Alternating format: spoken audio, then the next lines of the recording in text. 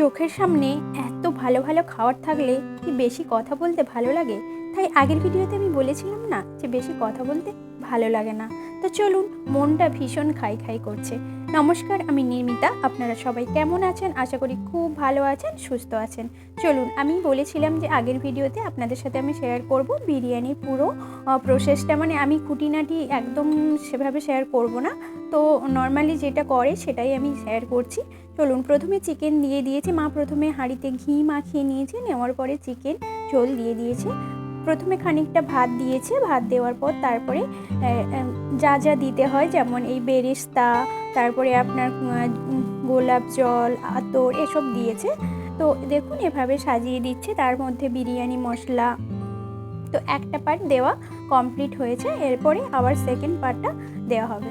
দেখুন লাস্ট দুধটা ছেঁকে নিচ্ছে। তবে কেশরটা দেওয়া হয়েছিল, দিতে গিয়ে একটা প্রবলেম হয়েছে, সেটা হচ্ছে সরের উপর পড়ে যাওয়ার জন্য কেশরটার কালারই আসেনি।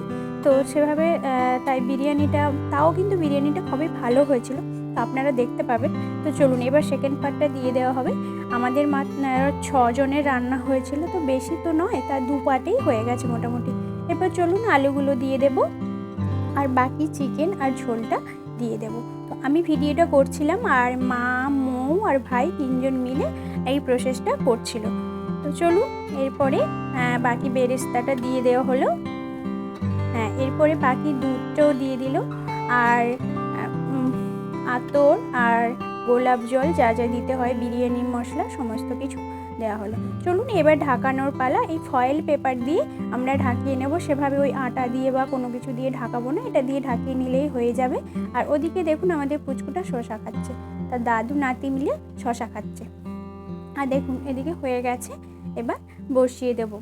আমাদের আসলে ছোট হাঁড়ি, মানে ছোট একদম, আর এটা একটু বেশি বড় হয়ে গেছে, তো থাক, কি আর করা যাবে। আর চলুন, ওদিকে ওটা বসিয়ে দেওয়া হয়েছে। আর এদিকে ভাই, মানে আমার দেওর হয়, তো ভাই রান্নাটা করবে, মটনটা। আর এদিকে আমাদের পুচকুসোনা খাওয়া দাওয়া করে জামা কাপড় পরে রেডি হয়ে গেছে ঘুমানোর জন্য। এবার ওকে নিয়ে ঘুম পাড়ানোর ব্যবস্থা করতে হবে, ঘোরাতে হবে, নাচতে হবে, অনেক কিছু করতে হবে, তাই রেডি করিয়ে দেওয়া হয়েছে। আর আমার হাতে একটা তিল আছে ওখানে, তো ও আমার ওই হাতে তিলটা দেখে বলে সবসময়, পুতি তিল, পুতি তিল। তো চলুন, এবারে ভাইয়ের মটন কষা শুরু হয়ে গেছে, এদিকে মশলা কষানো হয়ে গেছে। আর আমি একটুখানি পেছন থেকে ভিডিও করে নিলাম। তো চলুন, এরপরে আমি স্যালাডের জন্য শসা আর পেঁয়াজটা কেটে নেব। আগে জলে একটুখানি দিয়ে রেখে দেব। চলুন এরপরে দেখাই ভাইয়ের মটনটা কষাটা কত দূর হলো। এই দেখুন কষা হয়ে গেছে। তো সেভাবে গুঁড়ো লঙ্কা দেওয়া হয়নি বলে কালারটা সেভাবে বুঝতে পারছে না। তো মটনটা কষানো হয়ে গেছে, তেল ছাড়তে শুরু করে দিয়েছে। আর মটনটার মধ্যে ভীষণ পরিমাণে চর্বি ছিল, তাই এত তেল বেরিয়েছে। চলুন, হয়ে গেছে, এরপরে কুকারে দিয়ে দেওয়া হবে। জল দিয়ে দেওয়া হয়েছে, এরপরে খানিকটা ধনেপাতা দিয়ে কুকারে বসিয়ে দেওয়া হবে। চলুন, এদিকে তো এটা হতে থাক। এরপরে ভাই করছে এদিকে এই যে শসা পেঁয়াজ কুচিয়ে নিয়েছে, একটু রায়তা টাইপের বানিয়ে নিচ্ছে টক দই দিয়ে, কারণ এ সমস্ত খাওয়ার পরে এটা খেলে একটু হজমটাও করে। সামান্য চিনি আর একটুখানি গোলমরিচের গুঁড়ো দিয়ে ভালো করে মাখিয়ে নিলে ব্যাস হয়ে যায় রায়তা।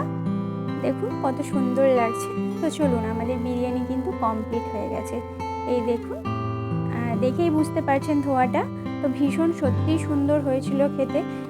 মা ভালো করে বিরিয়ানি। আর এদিকে দেখুন মটনটাও কমপ্লিট হয়ে গেছে, এখনও কিন্তু ফুটছে মটনটা। দেরি যেহেতু অনেকটাই হয়ে গেছে, প্রায় মোটামুটি 11টা বাজতে গেছিলো, অনেক দেরি হয়ে গেছিলো খেতে খেতে। তো বাবাকে প্রথমে আমরা খেতে দিয়ে দেবো, স্কুটার কাছে বসবে, ও ঘুমিয়ে পড়েছে।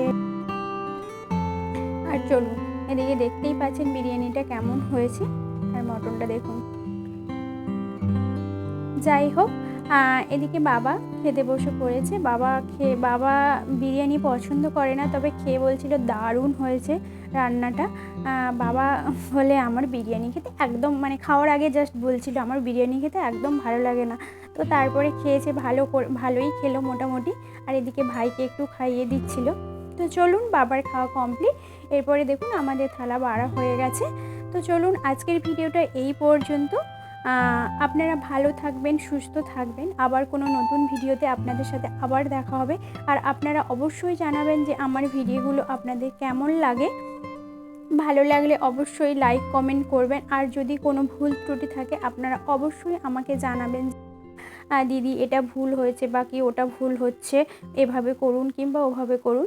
তো চলুন আমরা খাওয়া দাওয়া করে নিই, অনেক রাত হয়ে গেছে। Good night.